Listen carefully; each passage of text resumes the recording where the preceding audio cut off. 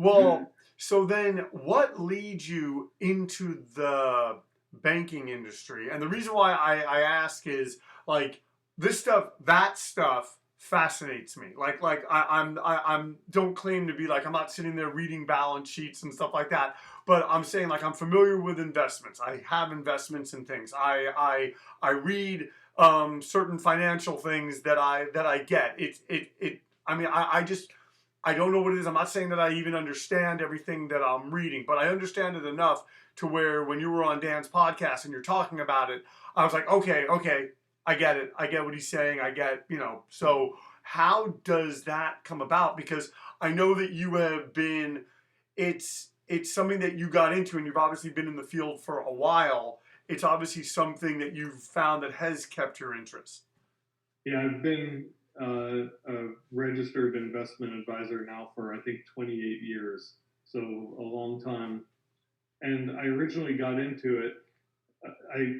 The story would really start with working in a completely different industry and being offered a chance to transfer to Arizona, work for a company in the medical field in Arizona. And shortly after I made that transfer, that company sold its Arizona operations to a competitor. And they gave me the choice of staying with the new acquiring company or taking severance and doing whatever I wanted. I could have 6 months severance, and I didn't want to be in the medical field anymore. So I took the 6 months severance, and in that time, someone had told me that I'd be good at this other stuff, and they gave me the study material for the Series 7 examination, and I just went down that path, and I fought my way into the business in a very DIY kind of way, and climbed my way to the position I'm in now. So I'm saying what you had sort of been like what you had figured out fumbling around in the dark, you kind of use that to then do this other career. Yeah, I've been using that same know-how since I was about 6 years old. That's awesome. That is awesome. What is it? What is it that keeps you in this? Just because I actually have another question about this later, but I'll just bring it up now. I remember reading something that you said in it was in Double Cross, and it was something about the effect of you're into the idea of burning the whole house down just to keep yourself warm. And I remember just thinking like that is beautiful. I love the way that he said that. It also reminded me of, I guess it's that Marx Brothers quote of "I never want to be a part of a club that would have someone like me for a member." Right. What has kept you in this? Well, I think that comment that I made in Double Cross, if I'm not mistaken, I think that it was more or less a confession that there's an element of self-destructiveness to the way that I've gone through life. Mm. That for immediate gratification, I might do things that are not advisable long term. And my youth was definitely plagued by decisions like that. That is no that it's just I don't know what I love is the idea of that whole self-realization aspect of the fact that you realize this and you I don't know I think a big part of punk rock is that self-destruct. I mean that's actually something that's kind of always sort of turned me away from punk rock a little bit, just that self-destructive like you need to kind of be doing that, but you were able to kind of I don't know like you kind of got close to the self-destructive flame, but then were also able to pull yourself back. I think that says a lot about your self-control too. Thanks. I've they say that luck is the residue of design, and so I don't know if that means I've had a lot of design or a lot of luck, but either way, it turned out okay. Well, I remember Doc telling me years ago. He was saying that like he was talking about you, and he was talking about your, well, you in the office, and he was just saying that like the people in the office, and I forget where this was, they they seem to really kind of appreciate you, like just appreciate your, I don't know, zany isn't the word. They just appreciated how you were coming at this with that DIY mindset, and you weren't afraid to be yourself amidst this whole different world of banking and whatnot. But Well, I think there's no doubt about it. I think that um, I've always been a certain person, whether it was when I was doing Think Fanzine or New Beginning Records or in Half Off, surrounded by a bunch of peer bands that had X's on their hands, or when I was starting off as a financial advisor for a Wall Street firm and not necessarily fitting in. I've always been exactly who I am, and I think the only thing that's changed is I've become less and less afraid of being who I am.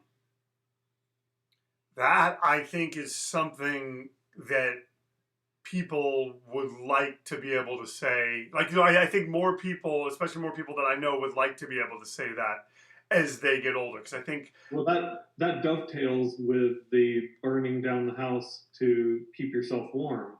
You have to find a way to be who you are, but not to the point that you are cancerous and you annoy the fuck out of everyone that you come in contact with. And yeah, that's hopefully everyone figures that out. well, do you miss playing in bands at all? Do you like? And the only reason that I bring that up is the main places I've seen you since early to mid '90s have been shows, and I just wonder if like when you go to those, do you miss it at all, or is it something that you ever think about doing now, or is it just is it you have a respect for the fact that you did it, but you are where you are now, and that's fine too. Yeah, I just saw live music last night, and so I still like live music. I like the vibe. I like looking at the stage and thinking about how everything's wired together, and why they chose to do whatever they're doing, and the set list, and all that stuff. I still really, really, really enjoy all of that. But me doing it, no. If there was a band practice, and it was private, and someone put the mic down, and and I could pick it up and sing, I think that would be a lot of fun to do with with people that I know. Um, but performing live, I really, really, really don't like. Um, I was looking at a picture recently. And did Uh, you feel that way even back then? yeah, yeah, Okay. Okay. yeah, Yeah. No. But tell me about this picture. yeah. So that is actually the what I was going to tell you about the picture is very much how I feel about back then. It got to a point, so like for instance, I might have told this story in another forum before. Um, Half Off was playing a show. We were going to play the song "Shoot Guns, Eat Pussy," which was a satirical song that was supposed to be about essentially about idiots and people who were obsessed with the female anatomy and guns. Right. And I I remember being on stage and some person in the audience, a female, grabbed my shoe and said, "Play Shoot Guns, Eat Pussy." And I thought to myself, why do you want like why would you want us to play that? It didn't you know I don't know. And then I saw this picture recently of nameless punk rock singer, straight edge band singer, holding a microphone out to the audience, and there were like 10 kids all around this microphone with it really close to their mouth, really, wanting to get that microphone into their mouth as close as they could.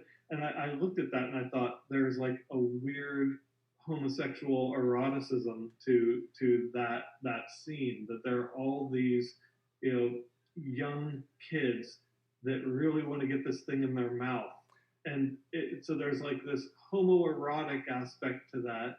Then there's another aspect where it looks like a mother bird feeding a bunch of baby birds that are just dying to get, you know, the nourishment that comes out of that. And I hate to get too deep in this, but if that is nourishment, you know, what is in it for the people that want to sing along to it? Why are they so determined to be able to express themselves by singing someone else's words? I And never thought about that. That is a and, great question. and what, you know, what do the words actually mean, and why did we? You know, I'm talking about myself here. Why did I have so much angst, so much anger? What was I so mad about? And while there's no doubt there were positive aspects to punk rock, you know, maybe what I really needed to do was find another way to process my anger and realize that some of it was incredibly misdirected. Um, and I don't want to rain on anyone's parade about their positive feelings about their involvement with punk rock and what it taught them and the great aspects of it. I mean, there's no disputing those things.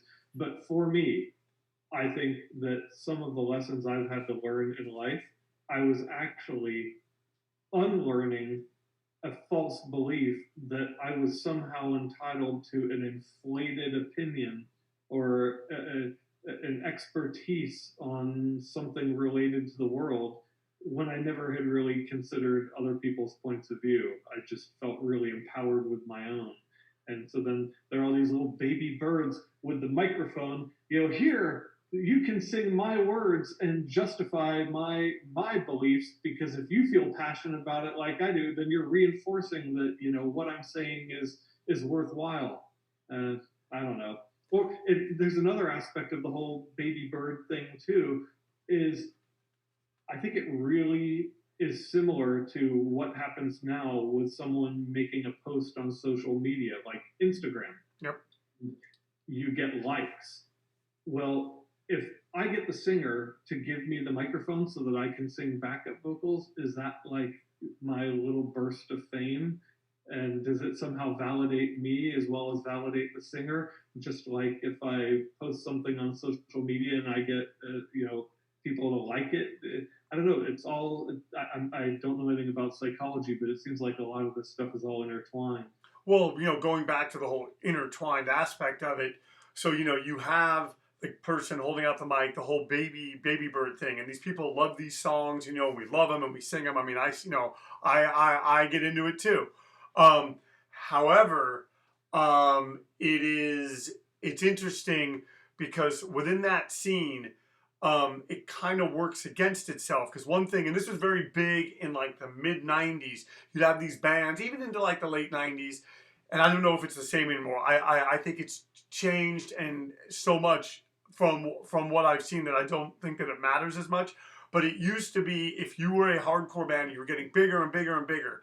The minute that you went outside of your scene, the scene that you were being the person feeding the baby birds, those baby birds went away because you were now sharing what was supposed to be this thing. And so you could only get so big, and it was kind of working against itself. And that is something that maybe you thought of it, thought about it too.